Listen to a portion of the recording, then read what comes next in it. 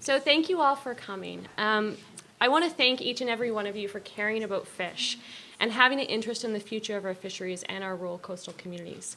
My name's Sheila Bird. I'm honored today to be joined by two community innovators who truly believe that fish is food and that it's not just a commodity. This morning you'll hear stories of success, resilience, determination, innovation, and inspiration.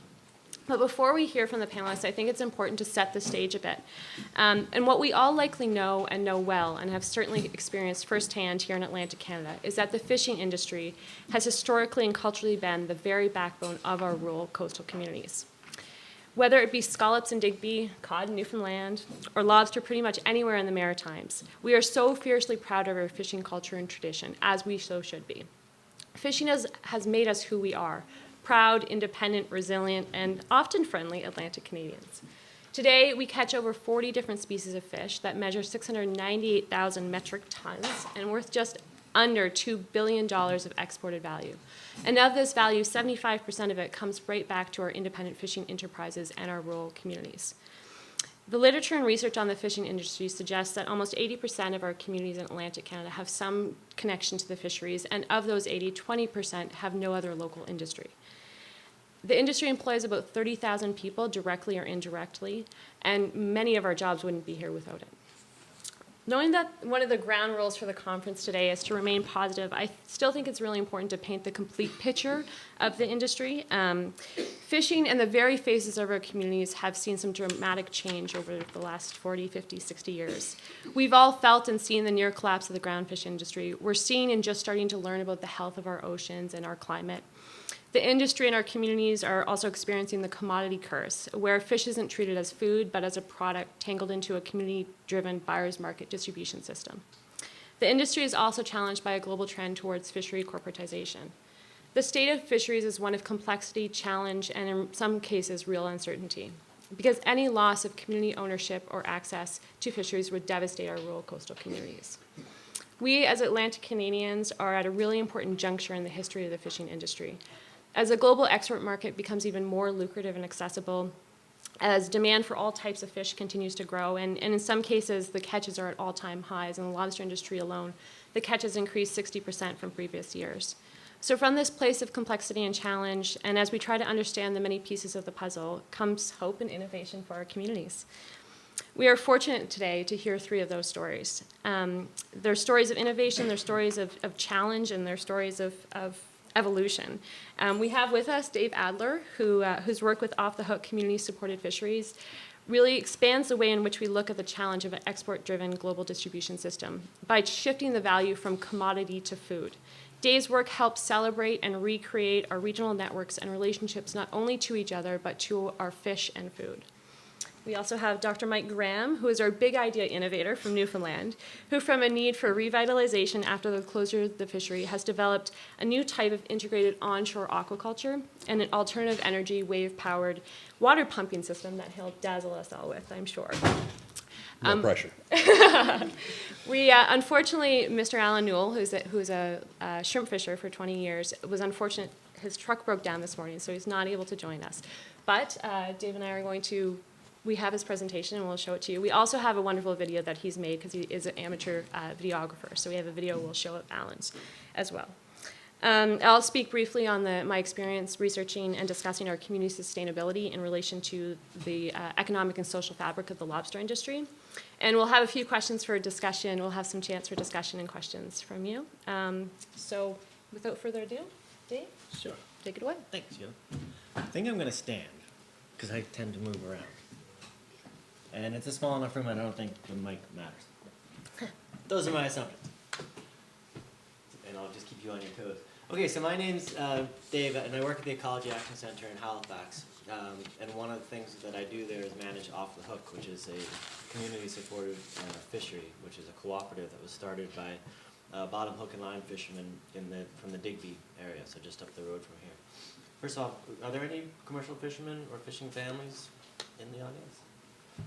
Well, thank you. I'd like to start off by just thanking you guys for what you do. You're the key. So I'll talk a little bit about Off the Hook and talk about fisheries in general and some of the challenges that we face. And I'm going to try to spend a lot of time talking about some of the solutions, because I think that's important to stay positive. I think it's a ground rule here. So some of the challenges. This slide originally said the problems or something, but staying positive. So these are our challenges, and I think we all, from a consumer's standpoint, we realize that it's bizarre, but we have a hard time finding fresh seafood in our stores.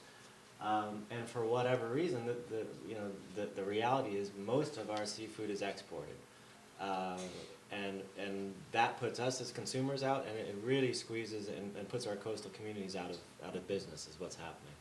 So this is a very simple slide to demonstrate that our seafood, even if you walk into your grocery store, you'll find haddock or whatever that might have been landed in Nova Scotia, but it's been processed somewhere else, sometimes as far as China, and then sent back again. So it may be marketed as local, but it's been around the world once. Sometimes it even has a little stamp on it that says it's sustainable, which is, sounds great, but it's, how sustainable can that be when it's been to, the other side of the planet and back? So that, that's an issue.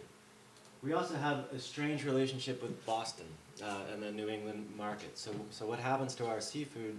A lot of it goes through the New England auctions. So they have actual live product auctions there, where boats will land their catch. The buyers show up in the middle of the night, and there's a real auction. So prices get determined based on a real live auction. We don't have that here. We're so spread out that we don't have the density to actually allow for a live auction. So our prices, the price that our fishing families are offered, are based on what happens yesterday in Boston. That's the way it works. So this is just, you don't have to read any of these numbers, but this is just fluctuation in volume that's landed in haddock, and this is the price that the reaction and the price to that. So literally, somebody landing, whatever it is, whether it's halibut or haddock or hake or whatever, in Sydney, they have so little control over the price of that they're offered. It's really a boat landing the same product in Boston has more control over the price that they get, which really puts that's hard. It's hard to run a business that way, and that's what family-run fishing families are. They're small businesses. You have to remember that. We also have another issue. As everybody knows, there's more than one way to catch a fish. And in Nova Scotia, we have some of the best, some of the most sustainable fishing practices on the planet. We have some really incredible seafood, and there's usually at least two ways to do the harvesting. Usually one is more traditional, low impact, artisanal type of fishing. So if it's ground fish, we're talking about historically jigging or hand line. But these days more hook and line, so the bottom longliners that fish with actual hooks and actual bait. And they're up against the more industrial, large volume, low value, types of fishing, which uses big nets that do a lot of impact to the ocean floor and catch, a lot of varying types of species of different size classes and all that sort of thing. So you deal with, one fisher that's handling fish, one at a time and treats it carefully, doing short trips. So you end up with a much higher quality product and just a lower scale operation. And they're right up against fisheries that bring in hundreds of thousands of pounds of product at a time. And the issue is there's no price differentiation on the market. So if you look at the prices in Boston, you can go online and just type in Boston fish prices. You'll get a list like that. This is yesterday's prices. There are a range in pricing based on size, right? But no gear type. You'll never see a hook and line caught haddock alongside, some large industrial caught haddock. There's no difference there, and that's what puts us out of business because it costs more to fish sustainably. It just, it takes more time, more effort. And it's not just ground fish that we're talking about. Most of the seafood that you associate with Nova Scotia, most of it there's more than one way to catch it. So with swordfish, you can either catch it with a big long line, which catches more sharks and turtles than does swordfish, or you can catch it with a harpoon, which is like really the coolest way to catch a fish, personally, that I can think of. And that's, those are very short trips. They're catching obviously one fish at a time. There's no bycatch. You're not going to accidentally catch a turtle unless you're a really bad shot. But again, you know, the people doing this harpooning get the same price per pound as they would if they're long lining. That's starting to shift, but that's what we need to help. You know, same with mackerel. People are out there jigging for mackerel just like, you know, a lot of us do in the summers from the dock. And they're up against, you know, the giant purse seiners who bring in hundreds of thousands of pounds. And most of it all goes to bait. You know, mackerel ends up as bait and not food. You know, scallops, you can either dredge for them or you can dive for them. Clams, you can either, you know, use this hydraulic dredge, which is this crazy machine that pulverizes the top surface of the you know, ocean floor and sucks out the clams, or you can, you know, go out at low tide with a shovel and dig for them. But there's no price differentiation on the market. And we'll hear more about shrimp in a little bit. That's one of the best stories that we've got in the province, the trap-caught shrimp that's coming out of Sheila Bay.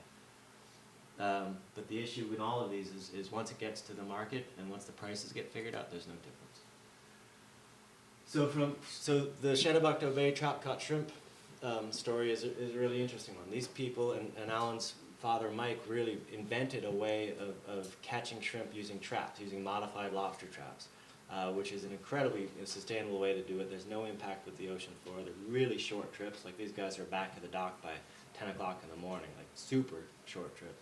And the shrimp is such high quality that it's still alive. When they offload their product, it looks like that. It's flipping around. It's incredible. It's beautiful. But our, you know, chefs even in Halifax aren't used to.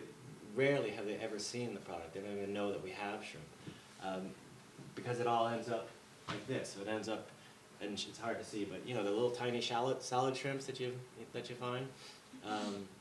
So it's stripped of its identity, its location, and even this. Literally, this is a brand that they created in Canada. 100% of the shrimp that even today that they're landing on the commercial market ends up in Maine, and this is the label that it ends up with. It doesn't say, you know, it says product of Canada, wild caught. There's nothing about Canada, there's nothing about trap caught. You know, it goes through this, you know, this is the commodity curse. And the people in Canada get whatever price the company in Maine sets. That's how it works. So we need to figure out how to break out of that. One of our issues is that we're so spread out. Right? We have a disaggregation problem on the supply side and on the demand side. You know, we live all over the place, and it's hard for fishermen like Alan or any of our small-scale fishermen. They don't have the time to drive around dropping shrimp at all these locations or dropping product here and there. We have a disaggregated demand, and our supply is all spread out as well. This is just a map that shows these blue ones are farmers markets, so you can sort of take that as a proxy of demand. Because obviously there's going to be some farmers markets where there's people. Then the other ones show processing plants and docks where fish land. So this is what we're up against. So as a buyer, you know, if you're like a chef in Toronto and you really want to bring in product from Nova Scotia, you can't. What do? You know, who do you call? There's no one place where you can call to get, you know, your sustainable small-scale seafood. It's all over the place. So that's one of our major problems. It's just a question of geography. We're just so scattered and spread out. In Boston and Vancouver, places like that, you know, they have a linear coastline for the most part. It's a lot easier to consolidate and to aggregate.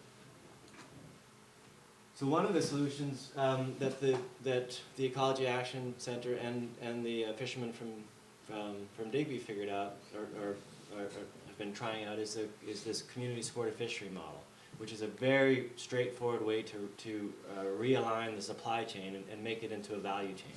So rather than going through this whole crazy Boston and China and this sort of thing, members sign up just like a CSA. Members sign up at the beginning of the season. They pay up front.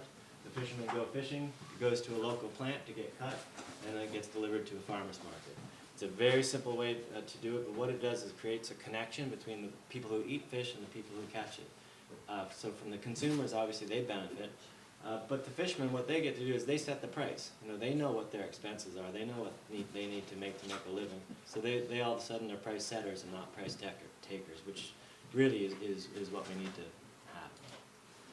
The difference, and there's no numbers here because, well, who needs more numbers? The difference is this is an income statement or numbers taking off an actual income statement from a day of fishing when the fisherman sold to off the hook. So green is revenue, red's expense. this day we made money. The very same day, if you took those Boston prices, which is what our buyers go off of, and then they add currency exchange to it, but that's basically what they go off of. That very same day, if he had sold to his local buyer, he would have lost money. Right? So it's a simple switch. The challenge is it's difficult to scale up. Right? So this is where the fish comes from, this is where it's distributed, and it's really a challenge for the fishermen to drive that product. You know, they have to not be fishing. And that's hard to do, so you can't expect a small community from Digby to be feeding the rest of the province. So scaling it up is tricky, and that takes aggregation, and that's the next step. So if you look at this asset map and you start drawing circles, you can identify clusters, right? And that's what the stage that we're at now is really looking at what we've got and identifying areas that we can cluster. And if people, you know, if you live in a community where you have, you know, a farmer's market, a fishing port, and a fish plant, you can start your own CSF. It's really not too difficult. There's no regulations that are in your way to do it. You know, in Nova Scotia, it's pretty straightforward. To scale it up so that we bring this product into the mainstream food system and make it accessible to, you know, mainstream retailers and chefs across the country and that sort of thing, then you really have to create what's called a food hub, and that's something that in the agricultural food world has been happening for years. It's something that we're considering when we look at scaling up off the hook. This is a model that we're looking at. So what can we do? One, we can learn from other people, and we can work together. So Taproot Farms, Patricia is here somewhere. You know, they've got an incredible distribution network with existing CSAs. So we're working with them to buddy up on that. There's no need for us all to be distributing product, you know, here and there when you know, there's trucks going around. We have resources. There's other existing models that work really well for seafood. You know, you can look these up. Sea to Table is a really interesting one based out of Brooklyn. They use FedEx to send product directly to over 700 restaurants across North America. Red Tomato is an incredible group of people. They're a food hub based out of near Boston, and they aggregate small-scale supply from farms and distribute it to mainstream you know, retailers. This fish is a traceability system. Anybody who fishes commercially can do this. It's not very expensive, and all of a sudden, the fish that you send out into the market has your name on it, has a code on it, so the consumer can trace the catch right back to you and send you a note, say thanks. And that's a powerful tool. Branding. You know, the folks up in Canso created their own brand. Unfortunately, the sticker's getting taken off of it at this point, but we're going to work on that. So just clever branding is something that we can do as a fishing society. There's other things, you know, you don't have to kill the fish. We can think outside the box here and think about how many people, you know, what would people pay just to go fishing. So there's a lot of opportunity there for charter fishing. You know, the tuna folks can make a lot of money just by taking people out on the boat fishing for the day and catch and release. Getting a license to do the same thing for lobstering is not difficult. You don't kill the lobster. You show people how to catch it, and actually you have to gear the trap so it doesn't actually work. But you know, there are other things we can do here. There's a great weir fishing family in the Minas Basin who are really having a hard time making a living because all of their catch goes to bait. But people they get 2,000 to 3,000 visitors a year, and they don't charge any of them. So that's something that needs to change, and we need to start owning our, being proud of what we're doing and charging for it.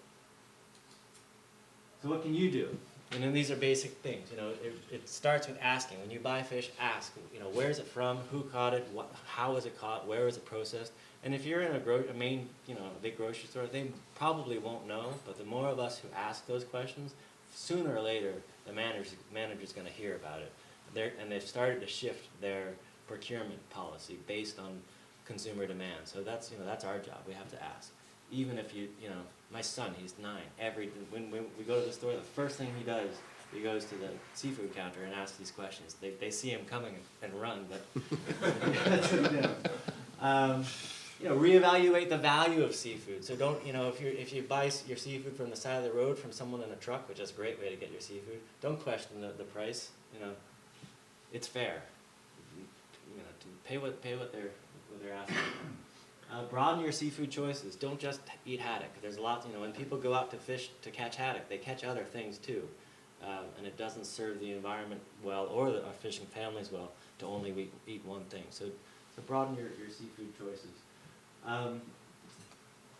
Buy whole fish. Try whole fish. You know, when you cut a haddock, you throw out 2/3 of it, right? If you bring it home and cook the whole thing, you're using, obviously, it's better. You're wasting less, and also reduce waste. There's a huge, part of our seafood that never makes it to the plate, or rots in your fridge. And what good is all of the work that we're doing on sustainability if 40% of the fish that we're catching just ends up rotting anyway? So we as consumers have a big role to play in all of this. I think that's my little guy with some of the shrimp from Allen. Anyway, thanks. Thanks, Dave. So, Dr. Michael Graham, take it away. Doctor. Yeah, that's my brother. Sir Michael in some circles, I hear. That's only because the students couldn't handle calling me doctor. I'll let you get me up. Well, good morning, everyone. Good morning. Looks like it's going to be a beautiful day out there. Top one.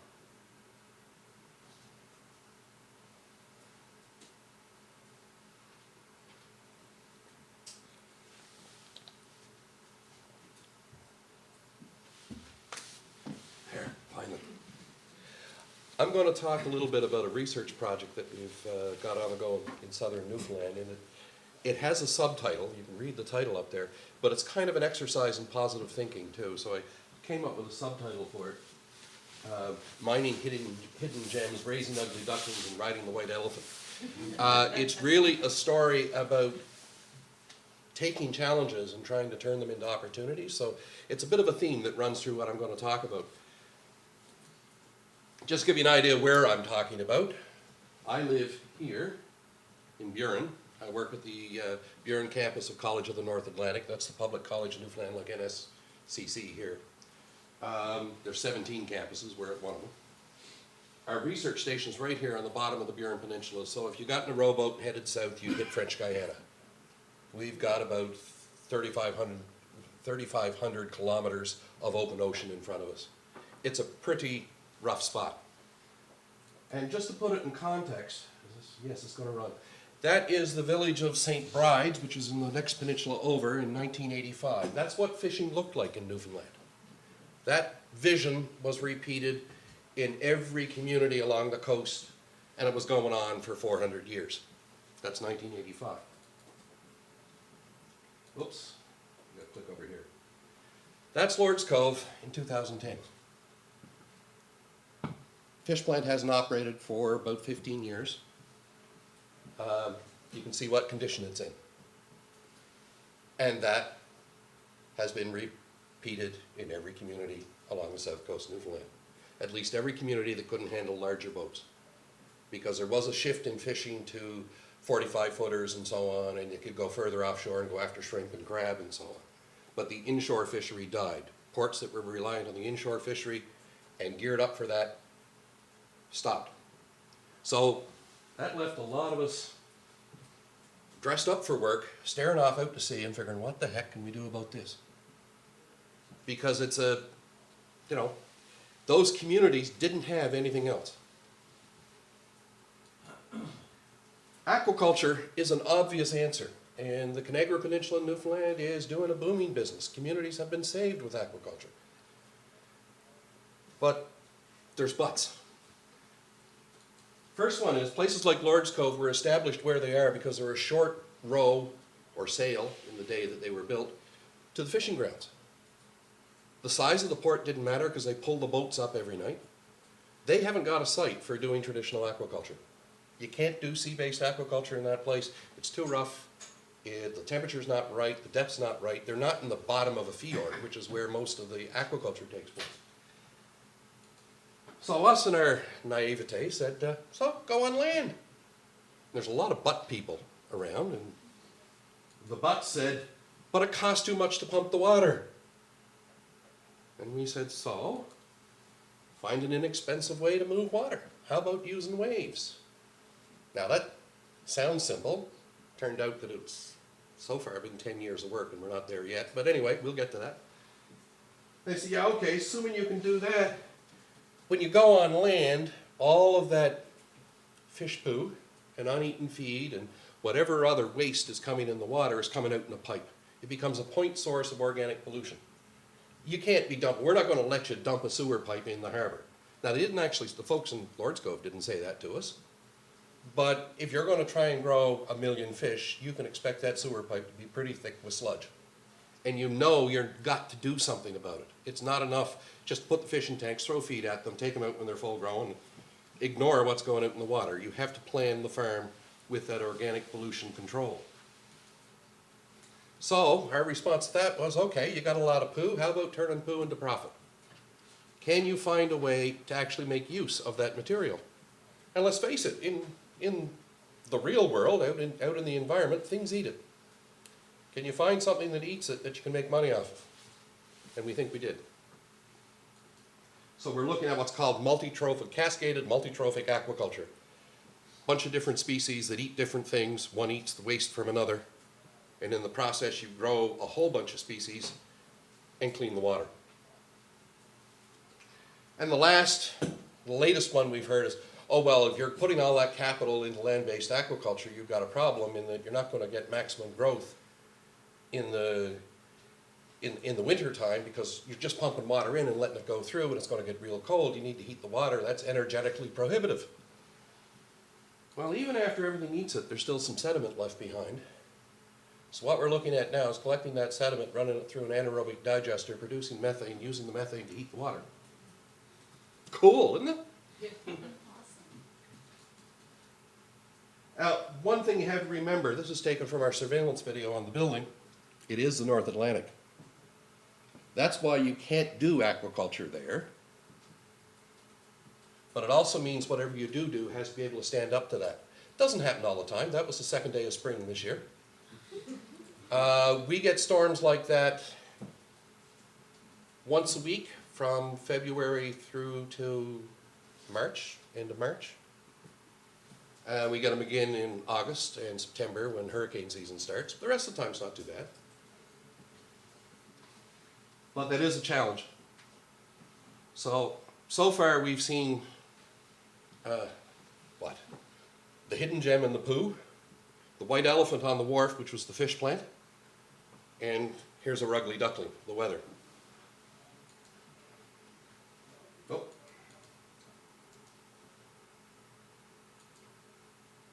Come on, previous. There we go. First thing we have to do is design a pump that's going to run off waves. Now the waves aren't always like that, but the first thing we have to know is how big are the waves. So for about 2 years we've been running around doing things like doing bathymetry on the bottom, getting permitting to put the things out in the water, sticking up. This device here is a sonar system, sits on the bottom, looks up and measures distance to the surface so you can get wave heights.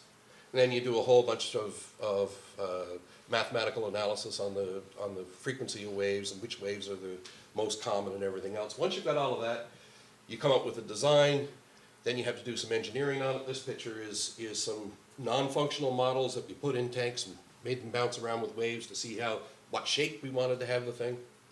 Then you come up with plans for a scale model. Try that in the tank, let that beat around. This works, by the way. This is our scale model test. We finished that last spring. We're now in the process of, that video finished.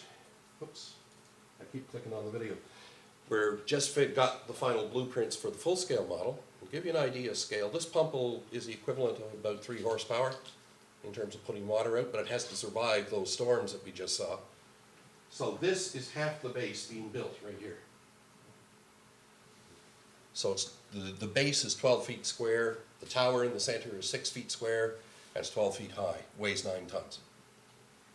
So it's not a light thing to play around with, but hopefully it's nice and robust. We're planning on deploying this in June, if all goes well with the build. We got the class, got the campus, right? All the work is being done at our campus. So we're actually doing the build ourselves. We didn't do the engineering ourselves. We got NRC to be involved in that. Now the farm, that's the other half of what we're doing. This is just a schematic of what we're trying to do. You've got some kind of alternative energy driven pump pumps water up to the top of the hill. First tank has fish in it. Water flows by gravity to the next tank. You've got some other organisms, then to the next one, the next one. Finally, at the end of that cascade, the water goes back into the ocean. And I just put on this for the fun of it. We're not actually doing it yet because we know how to do that, but water falling down a hill can be turned into electricity. So as that water goes back to the ocean, you can generate a little bit of power. Not much, but enough to run the farm. Now remember the fish plant? That's the fish plant. One white elephant saddled and being ridden. It's been completely renovated. The top building here is where we have our fish tanks. We pump the water up to this building, flows by gravity to this building. That's where we have our shellfish. Then out to the final building, that's where we have the seaweed. So, 3 10,000 liter tanks in the top building for fish. We are growing salmon and connors. Then we have sea urchins in these tanks. About a 2-foot drop to these tanks. We've got scallops, another 2-foot drop to those tanks, and we've got sea cucumber. Each one of those is eating a different particle size, eating different parts of the effluent that's in there. From there, it goes out to the other building. We're currently growing seaweed right under the windows. And I've got a picture of green seaweed. We actually have green, red, and brown. Because they use different things in the water. There's still some sediment left. So we're looking at adding a few other organisms. One of the things we're looking at, because they're locally available, fishermen get them as bycatch in their lobster pots as whelk. And we're also looking at adding blue mussels. Blue mussels have to go right on the end though, because sometimes in bad storms we have to recirculate the water because we can't pump it in from outside. And when that happens, if you've got mussels and they happen to go into spat, you're going to end up with all your plumbing blocked off with mussels. So we don't recirculate the water that the mussels are in. So, where are we now? So far, all the organisms are growing and healthy and we're only feeding the fish.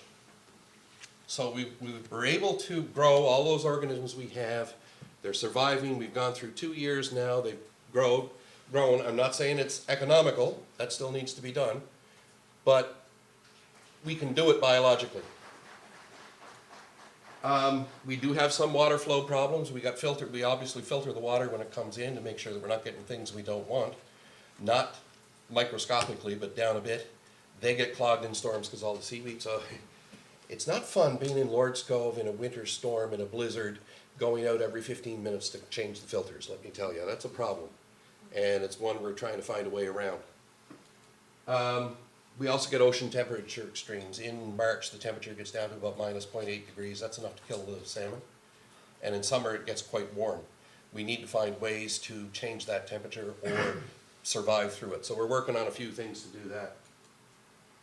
One of the things we have found is even with all of those extractive organisms and a small number of salmon, we're still getting lots of nutrition. And I got a feeling that when this is all said and done, the farm is actually going to be an urchin, cucumber, scallop, and seaweed farm that has fish as part of the feed processing system. So you grow the other stuff as your business, and the salmon become pure profit, rather than thinking of it the other way around. It's not a salmon farm where the other fish are profit. It's an other thing farm where the salmon are profit. There's also a few spin-off and economics that I wanted to talk about. One of the things is, in order to do this, we essentially had to instrument and measure everything going on the cove. We have a weather station, we have an ocean observatory, and so on. That's an economic spin-off for the village of Lord's Cove. Can't be repeated all along the coast, not really, but we now have a site and we've got 2 companies that are interested. One to come in and do some instrumentation development, because we have the ground truth, we have instruments already out there. Another one is developing a wave-powered system for producing drinking water by reverse osmosis. And they want to actually do a demonstration.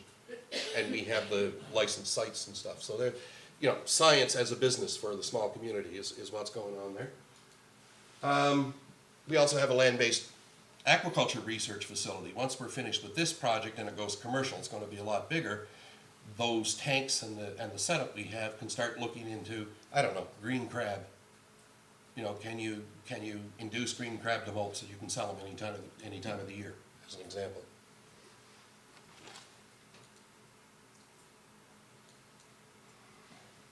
But the biggie, of course, is the land-based integrated multi-trophic aquaculture. That farm system itself that works biologically, we need to work out the economics, we need to tweak the relative concentrations of sea urchins to fish to seaweed in order to clean the water and maximize feed conversion. But once we get that worked out, that can work anywhere. And if your energy source happens to be waves, you can use our wave pump. If the energy source is wind or a turbine in tidal currents, it doesn't matter what it is, if you can pump the water cheaply, and I got a feeling it may even work if you pump it electrically. And I guess the last line, because you've seen, I think, that we've managed to ride the white elephant, find a few hidden gems, and maybe convert a few ugly ducklings. The last thing I'll stop with is always remember what an ugly duckling can become. Because just because it looks like a problem doesn't mean it's going to stay that way. Thanks. Thank you. That's very cool. I think every community should have one of those. Really, truly. You want to come to Nova Scotia? Yeah.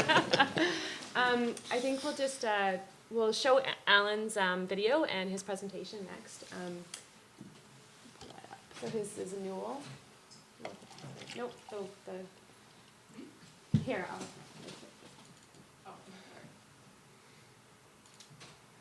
So Alan, I had the opportunity to actually see him present at Food Secure Canada, an international conference based in Halifax, and totally blown away by the fact that this exists here in Nova Scotia and that we don't celebrate it as much as we should, and we certainly don't have access, as Dave mentioned. And hoping you'll kind of join me as we go through the slides, as you know the industry very well.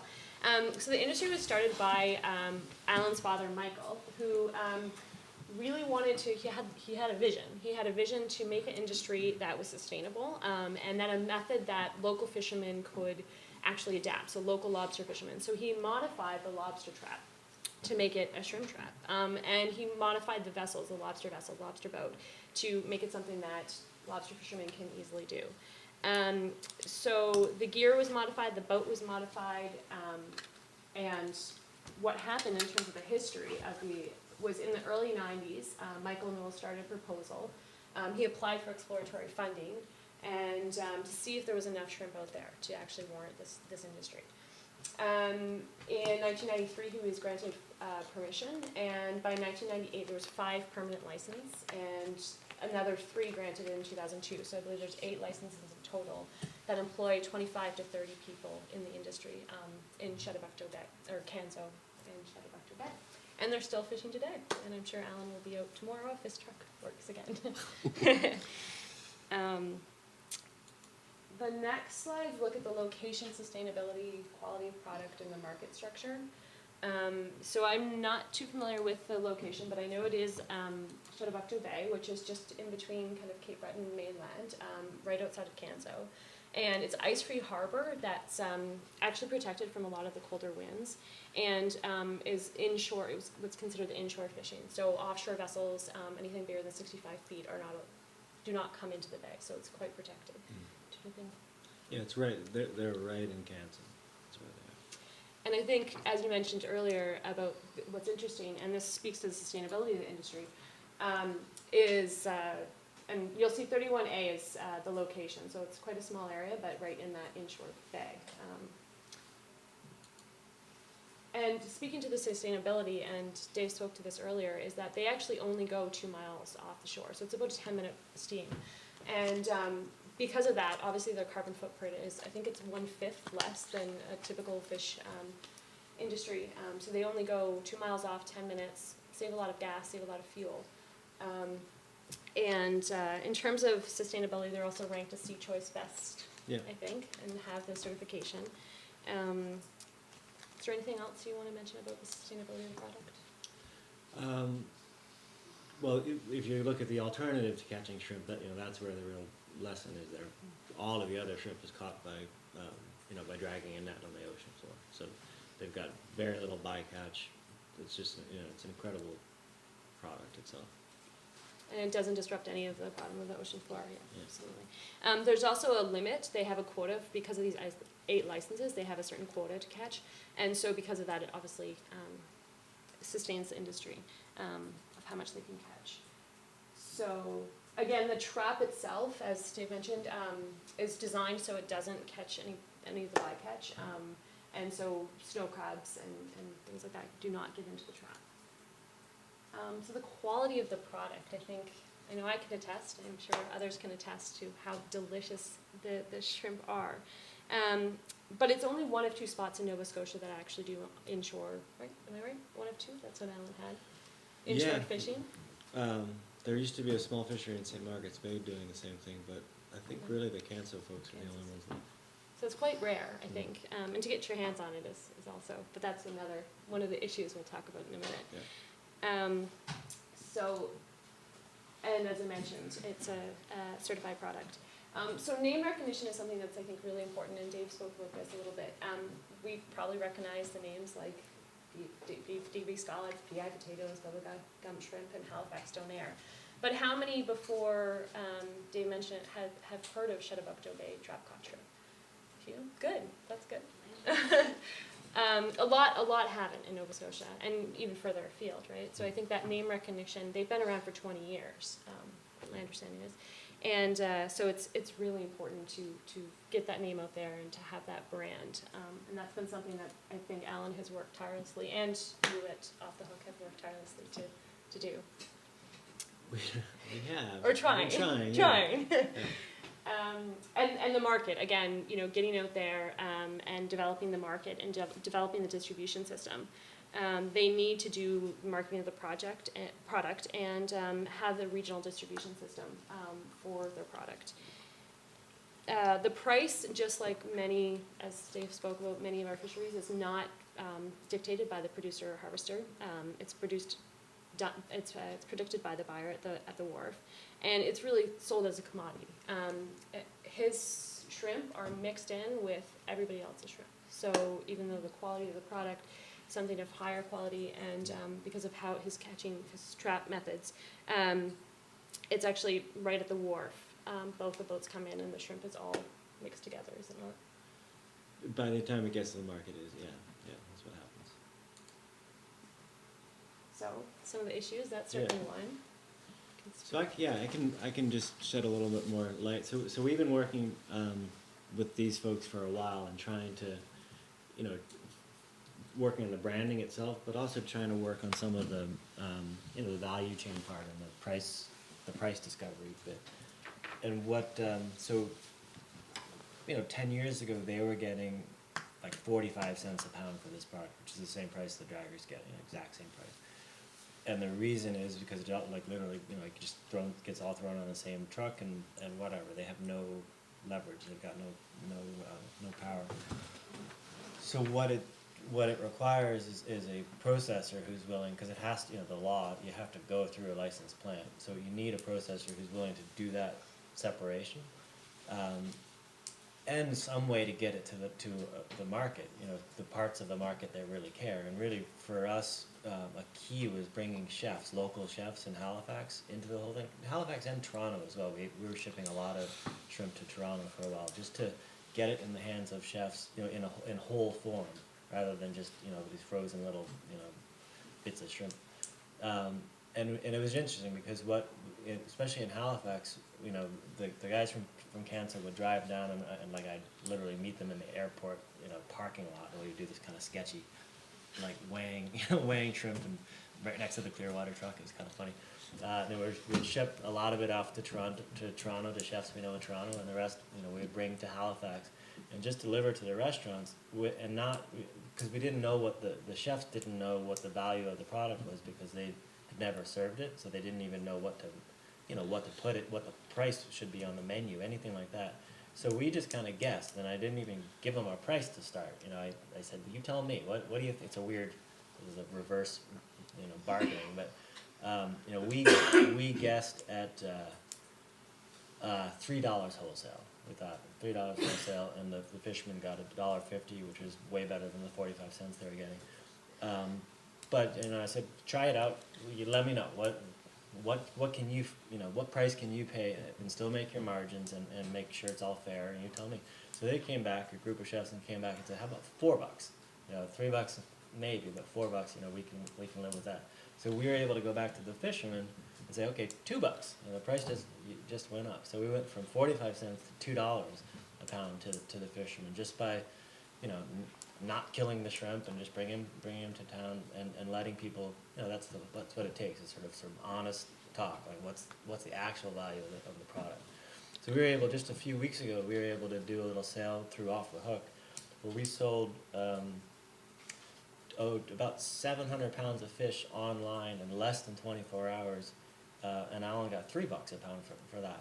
So it really, you know, it's a testament to what we as consumers can do just to flip the value of a product around. It takes some doing, some actual manipulation of the supply chain, and that's when we say breaking the commodity curse. That's what it's all about. The unfortunate thing is, you know, 700 pounds is great, but they bring, you know, each vessel brings in about 1,000 pounds a day. So we need, you know, that's where we need to scale this up, and we need to realign the distribution network so that we can, you know, buy all of their catch, because that, you know, the fishermen are able to peddle that side amount, which is what we did with Alan that day. But 100% of, like I said before, 100% of the product that goes through the plant ends up in Maine, and we need to build enough demand in Canada so that we can build in a covenant to keep some of that product so that we can distribute it domestically. And that way we can step in and have, you know, allow the fishermen to have some say in the price, because it can't, you know, if they're at the whim of the export commodity market, you know, sometimes they're making money, but sometimes they're not, and that's, you know, that you can't make a living that way. You can't run a household that way. Thanks. So those are some of the issues that Alan faces. He had some questions for discussion, and I've incorporated them into my presentation, so we'll kind of go back to them at the end. And we're going to show a video. He has a wonderful video, as I mentioned before. He's also an amateur videographer, and so you'll get a good glimpse of what he does. And I think it's just on the, you can do it. Oh, it's on the... Yeah. Do you want I have to turn the sound up. It has an epic soundtrack. It does, absolutely.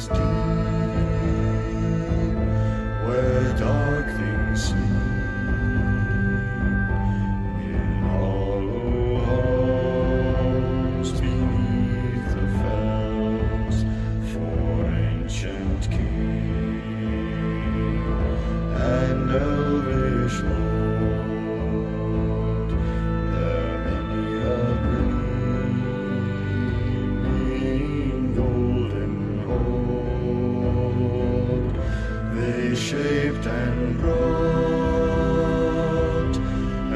light they caught, to hiding gems on hilt of sword, on silver necklaces they strung, the floating stars on crowns they hung, the dragonfly in twisted wire, they meshed the light of moon and sun.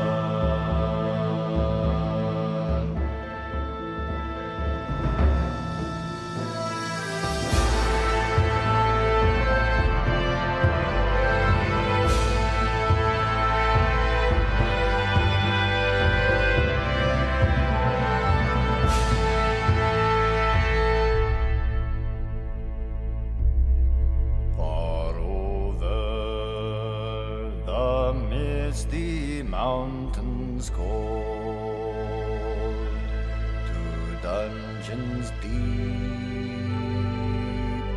and caverns old, we must away ere break of day, to claim our long forgotten gold. Goblets they carved there for themselves, and harps of gold where no man delves.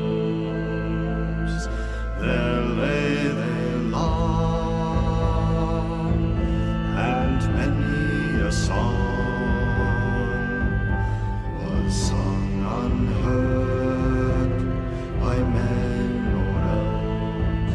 The pines were roaring on the height, the winds were moaning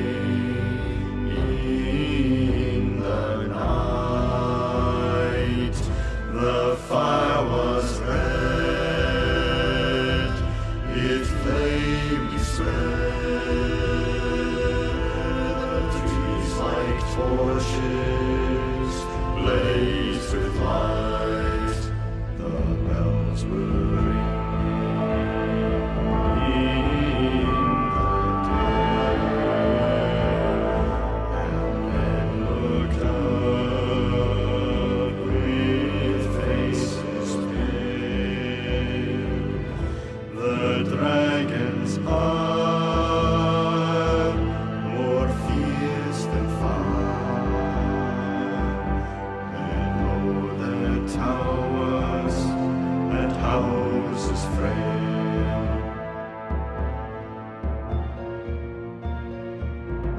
The mountains smoked beneath the moon. The dwarves they heard the tramp of doom, the tramp of doom. They fled their home to dying fall beneath his feet, beneath the moon. Far over the misty mountains gray, to dungeons deep and caverns dim, we must away ere break of day, to win our hearts and gold from you. Far over the misty mountains cold, to dungeons deep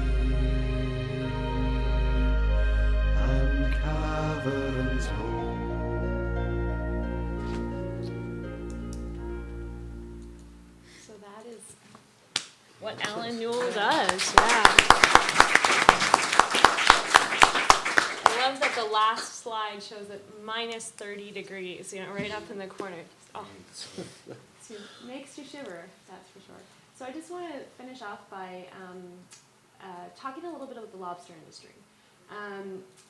And I'm just barely going to scratch the surface because, as we know, the lobster industry is one of complexity, to say the least.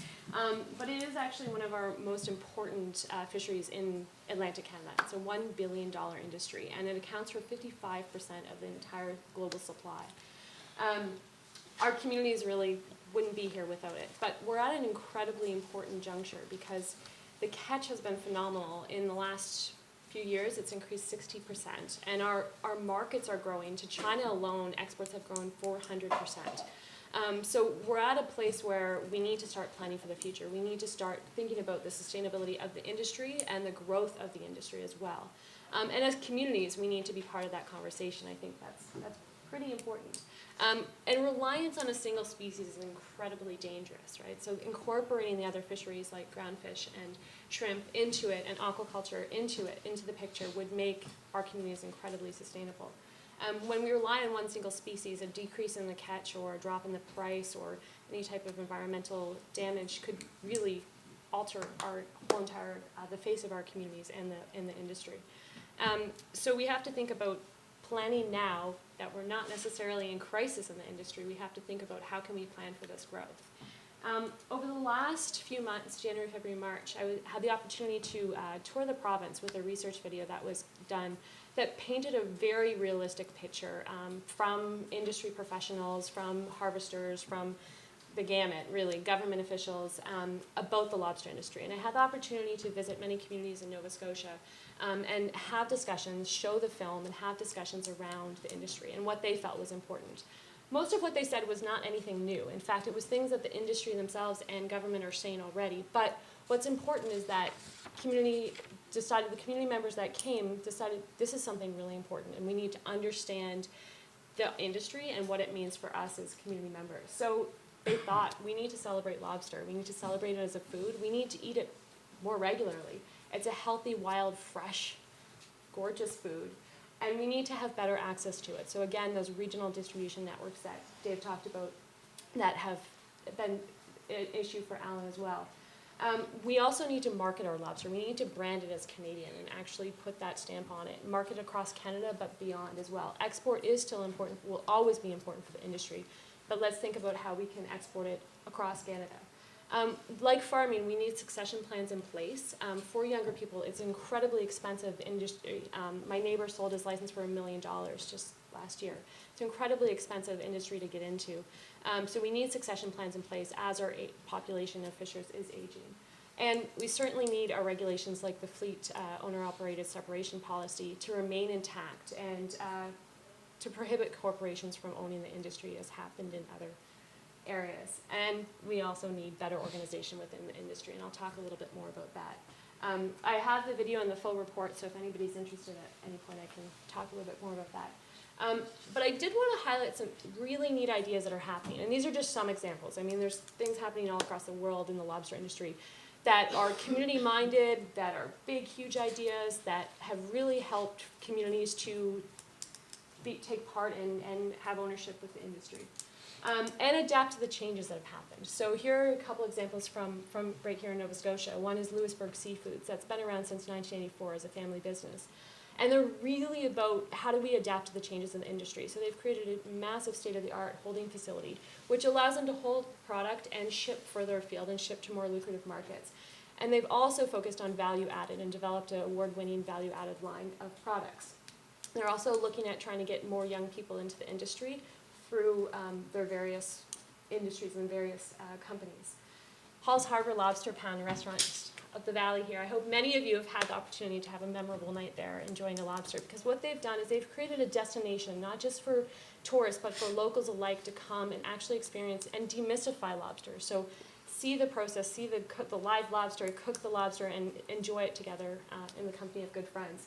So they have the lobsters in the restaurant, but they also offer tours and demonstrations. they have gift shop, and they have a massive holding facility, 65,000 pound holding facility, where they can ship further afield.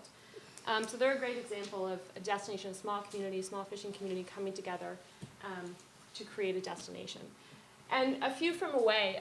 So sometimes what's needed is a big idea that does require some corporate backing and a positive reputation, which is the case with Linda Bean's Perfect Mean of LL Bean fame. And what she's wanted to do is really focus on the idea of Maine lobster and the idea of sustainability, authenticity, and traceability. So her processing facilities ship only Maine lobster, they only ship in US, and they ship overnight live lobster. She's got some marketing that really pulls at the heartstrings and the emotional response, and just really simple, honest marketing, like it's about keeping an industry alive.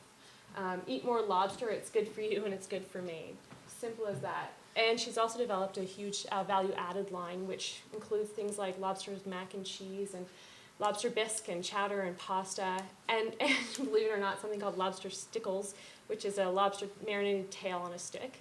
Very popular, incredibly expensive as well, but she's doing it. And again, another small community coming together from Maine, in Harpswell, Maine. Very small fishing community. The wharf went up for sale in 2005, and the community said, we don't want this to be sold for private residential development, which is what's going to happen. We want to preserve the culture and tradition of the lobster industry. So they rallied together, a small group, and formed Holbrook Community Foundation, raised $1.5 million to be able to buy the wharf and develop it into keep it as a commercial fishing wharf. And they created a general store and a wonderful lobster restaurant where you can have lobster any way you like it, and an art gallery as well. So it's a destination spot, but where locals came together, fishermen and locals alike, community members alike, to develop the working waterfront property. So just a few more opportunities and next practices as we think a little bit more about how we can be involved. One of the things that plagues the industry is disorganization. And unfortunately, there's many reasons for this that I'm not necessarily going to get into, but what's important here is that disorganization really prevents any movement forward, any consensus, any decision making. So the good news is that right now we have been able to, in Nova Scotia, from New Brunswick border up to Cape Breton and into Halifax County, there are associations that represent the lobster fishermen, which is the good news, but there is still another huge area, which is a significant area, that aren't. And so to make any decisions happen, we really need to think about that association, organization, community-based management as well. And here I want to highlight Guysborough County Inshore Fishermen's Association, which Alan is a member of, I know. They have 134 members and represent 400 community members, and they're way more than just association. They actually provide support and services, training, research. They have facilities on place for lobster research, a lobster technician on staff.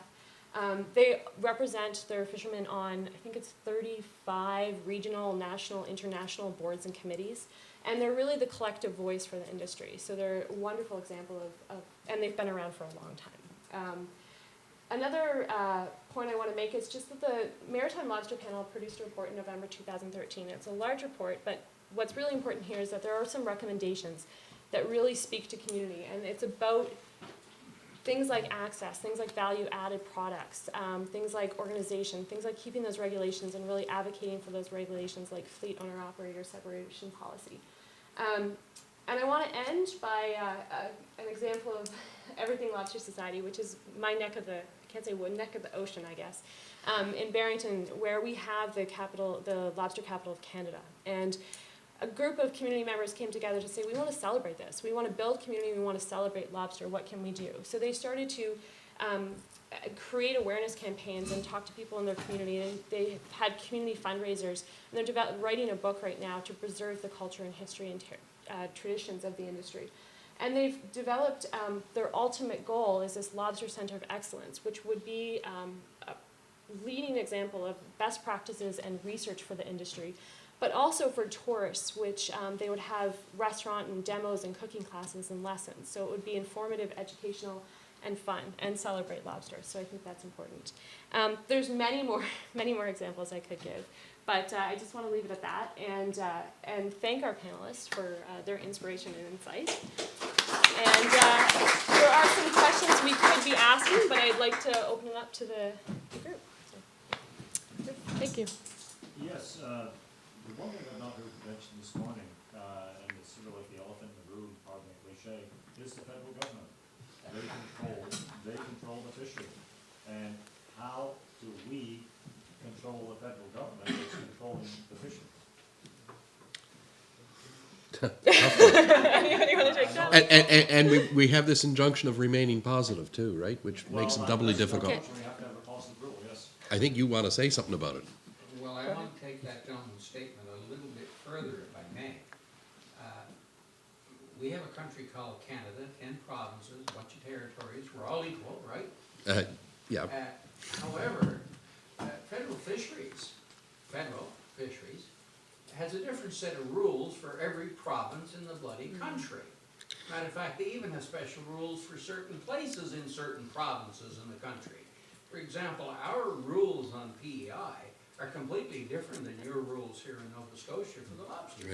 and Newfoundland's are completely different again. And Newfoundland completely different, so I guess my question is, how do we persuade our provincial governments to get off their derrieres and start lobbying the federal boys to, even things up and make them think? First thing that goes through my mind is I'm sitting there, I'm a bloody scientist, he's asking this stuff? I think we Just say probably, You're on land, you're okay. yeah, I'm okay, not really, because I still had to go through, it took me a year to get a permit to put a buoy in the water, so, I think probably as an outsider looking in, because I'm not in the water, as you say, one of the simple things is take a page out of the community movement and have all of the Atlantic provinces get together, come up with what they want, and speak as one voice.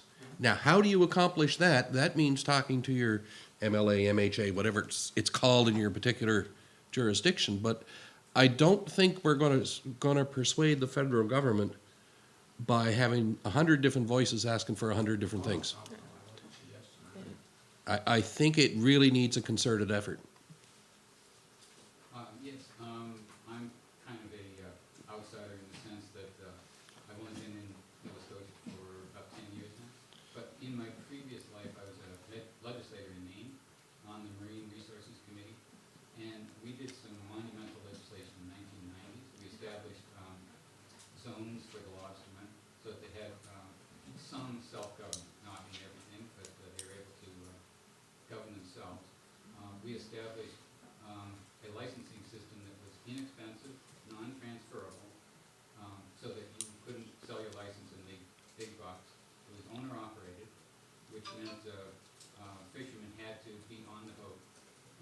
And also we established an apprenticeship program so that especially because we were also setting term limits and we were setting the number of fishermen possible in each zone, we established a method of getting young people into the fishery, which is an apprenticeship. You serve an apprenticeship on a boat.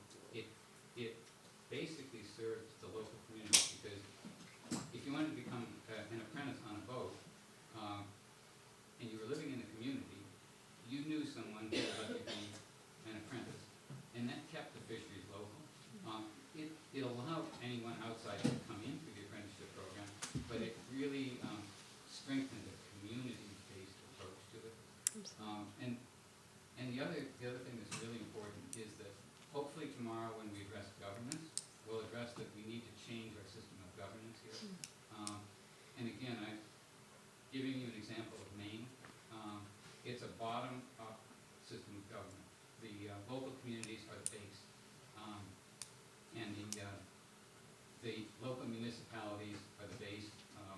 The powers of the legislature are derived from the people and the base, and the powers of the federal government are also driven from the base of the people. It's revolutionary. I know.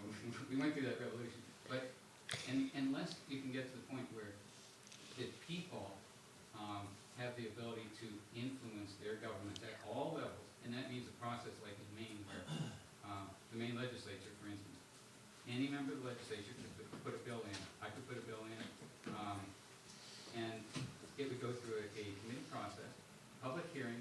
Anybody in the state could come and speak in favor or against the bill, be sit in and listen to the legislative debate, if there was debate. This is totally public.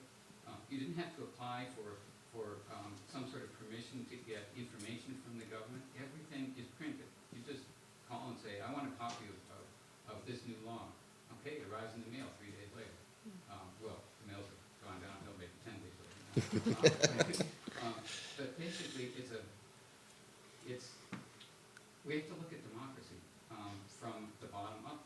And if we don't, if we continue to let the federal government determine things instead of determinedly working together to make sure that we control the industry. Maine had the ability to control its inshore fisheries, technically in partnership with the federal government, but we could make laws like, well, for instance, the scholars came to me one day and said, Paul, we know we're taking too much of the resource. We want to restrict, we want some changes in the law to restrict how we fish. We need a law because, we need to slow down, but some of us don't want to. And I was just astonished that they wanted to slow down, so I said, okay, you help me write the bill, you come and you speak in support of it, we'll get it passed. There will be people opposing it, undoubtedly, but we'll get it passed. And these rules will mirror what we want. That's bottom up, that's not top down. And somehow we've got to get to that because it's not working. I think probably the biggest impediment we're going to have is theoretically we are bottom up, but it's only in theory, Not in practice. not in practice. But I mean, how do you legislate practice when the theory's already been legislated? Well, we've got a system, it's called democracy, where someone who wants something for the oil sands in Alberta can affect what happens to the oceans in Nova Scotia. And that's the problem. You haven't got that sort of local, what would you call it, extra vote? A local priority is not there. And just another comment, if I can. What my theory was when I went into the legislature, which was get local people, get average people in. Don't let leadership control events. I made sure that I was never a member of leadership, and I had more power than anybody in leadership because I answered to nobody except the people. You're going to say something? Yeah, I just, question, comment. So I'm from Lunenburg, Nova Scotia, where there was a fishing industry at one point. So touching on maritimers ensuring the survival of the industry. So the price of lobster is crazy right now. It's outrageous. So Lobster Shack in Barrington, which I'm sure you saw when you were there, sandwich used to be about $11. Now it's almost double. Yep. It's about $22, which is crazy. So lobster used to be so easily accessible that people were embarrassed to eat it. It used to be a poor people's food. My grandfather used to keep sheets over the window so that people didn't know they were eating it. So lobster has become, for the rich man, lobster has become a rich man's food, which takes away from the culture of the food and takes away from maritimers being able to ensure their survival. If you're looking at the types of jobs that most people in those rural communities have, the incomes that they're making, it's taking away from them being able to eat it. So do you agree with these concerns? And if so, are we working to change this? Yeah, absolutely. I mean, I personally and fundamentally agree with that. I think that's in some way how I got interested in talking about the industry and researching the industry, because it's something that has changed drastically and something we hear about. It's like you'd be embarrassed to take the lobster sandwich to school, right? You trade it off for the bologna sandwich, no problem. And that's changed dramatically in terms of going to a restaurant and it being the most expensive thing on the menu. So we do need to work more. We need to make it's a nutritious, protein-filled product that we need to eat more. We need to kind of demystify the fact that it's so expensive, it's, so inaccessible to us. So I think there are ways that do that. There are certainly examples of that, like the Lobster Shop, just even that restaurant being there is an example of having more access to it. And I mean, they have a disclaimer now on their menu because the prices are so expensive around why they're so expensive and what happens. And they have done a good job advertising that and making people aware of that.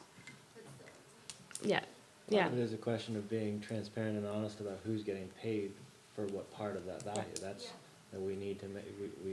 gotten so caught up in this supply chain that nobody, you know, the price is $22 for a sandwich, but the fisherman's still getting $3 a pound. So what happens Yeah. during that process? And that's what, you know, we need to crack that open and establish some transparency and make sure people are getting paid for what they do, but no more and no less. Do you want to say something? Thanks. So this is a question for Dave. In the context of other food, community-supported agriculture sometimes, not all the time, but sometimes leads to lower costs because you're getting rid of a lot of the distributional infrastructure which has nothing to do with the food. You showed higher costs on a lot of these community-supported networks, at least what I remember of the slides. Do you foresee some of these community-supported fisheries leading to lower cost seafood, or would changes in prices of oil or other energy lead to that? Yeah. The bringing a product to market for a lower cost is not what drives CSFs or CSAs. It's it's redistributing the value to where it needs to go, and making sure that the primary producer is getting a fair share of that of the end value. The challenge is bringing it to market at a competitive price, because really, like, if you take our haddock for instance, once the fishermen set a price, they get paid per pound for the whole, for the round fish, and for them, it's about $2 a pound. They'll look at their expenses every year and determine what the price is. On the commercial market, haddock's usually no more than $1.10 a pound, something like that. So let's start with $2 a pound. That's for a whole fish. Once you cut that into fillets, it takes 3 pounds of whole fish to make 1 pound of fillets. So now you're at $6 a pound. Then you have to pay somebody to cut it, and that ranges from $1 to $1.50 a pound to the plant to actually cut the product. So now you're at, say, $7.50 a pound before it even leaves the plant. Right now you have to pay somebody to get it to market and pay people to manage the website and do all this. You have to add some margin on there. So you're up to $10 a pound for haddock, which at the grocery store is $5.99. And that's what that's based on just real pricing. Honest to goodness, nothing hidden in there. So to try to compete with that and try to end up with a piece of haddock that's less than $5.99 a pound, somebody's losing money. And usually it's the fisherman that's losing the money. So the CSF network is a way to streamline the supply chain to cut out some of the the crazy international distribution part, but you don't end up with a cheaper product, not in our experience. One of the challenges that we face, one of the great things that we've done lately is brought some institutions into it. So like Dalhousie is shifting their procurement, and hospitals, places like that, where their margins are tighter. So once we get up to bigger volume orders, we need to look at that, and they're not as flexible with their margins as like a farmer's market consumer is. So it's difficult. You have to figure out who's getting paid what, and really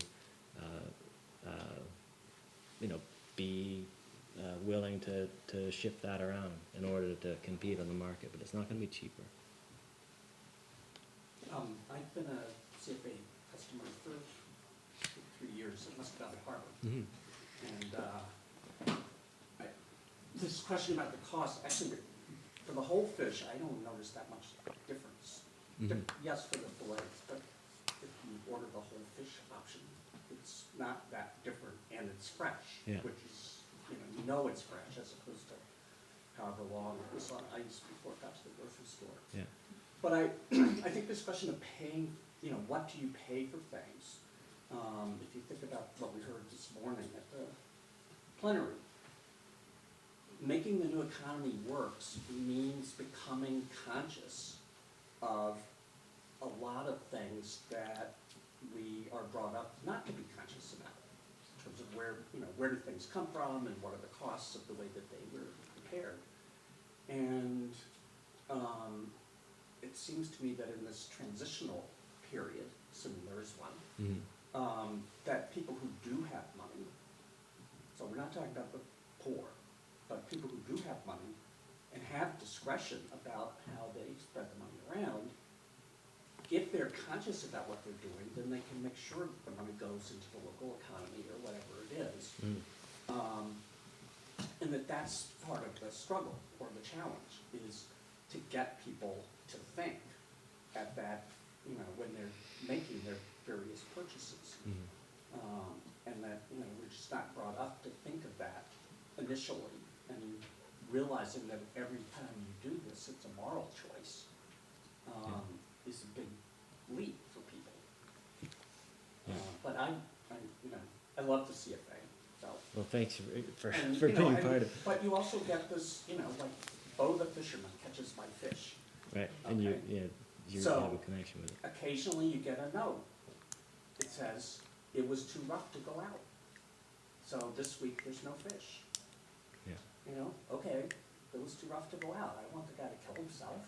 Yeah, and that's really one of the great things about a CSA or a CSF is people rethink how food ends up on your table, and you understand things like as every once in a while, if the moon is if the tide is too big, we can't go fishing because it's dangerous, and people you never walk into the superstore and see a sign that says sorry, full moon, no fish. It's like, I was just gonna say, you do in Newfoundland when the Gulf Ferry can't get across. right. There's that. But there are challenges scaling it. Like to get your fish, it takes Bo to drive to Halifax, I know. us to repack the coolers, then we put it in the back of Maureen's truck, and it goes to her farm overnight, and back. It's Yeah, I crazy. know. Like I know. to scale that up, it takes some Right. rejigging. Yeah, I just think it's interesting whether it be off the hook or aquaculture, multi-trophic aquaculture in Newfoundland. It's about how do you get these models to a point where they can survive on their own and they're viable. And somewhat familiar with off the hook, having been a subscriber and working with Dave. Dave, I don't know if part of it too is just if you had 2,000 subscribers, then the economics would look a little different too. But I did want to ask Michael, because I'm also interested in aquaculture, and there's lots of debate in Nova Scotia about aquaculture and its impact on communities and all that poop and what it means for the bays and shores. It's really exciting what you're doing, if you can be as kind of realistic as possible. How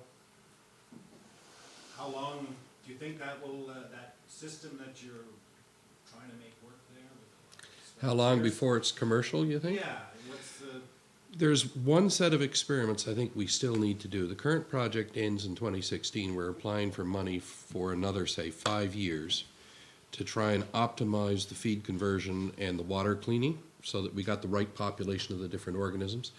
We also want to try and do some economic modeling of how big do you need to be before this, is sustainable, and how many people would you have to be able to employ, how much land area do you need, how much water do you need to pump.